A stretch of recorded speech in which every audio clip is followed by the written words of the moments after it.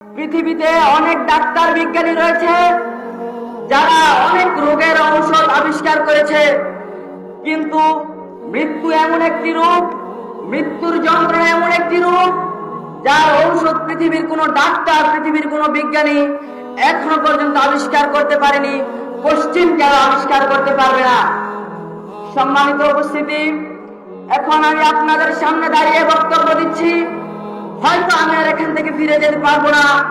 আপনি এখানে এসেছেন কিছু দিনই ইলম অর্জন করার জন্য, হয়তো আপনি আর এখান থেকে ফিরে যেতে পারবেন না। তাই প্রত্যেককে বেশি বেশি মৃত্যুর কথা স্মরণ করতে হবে। মৃত্যুর যন্ত্রণা আসবেই। মৃত্যুর যন্ত্রণা যে কত কঠিন তা আমি আপনাকে কি দিয়ে বুঝাই।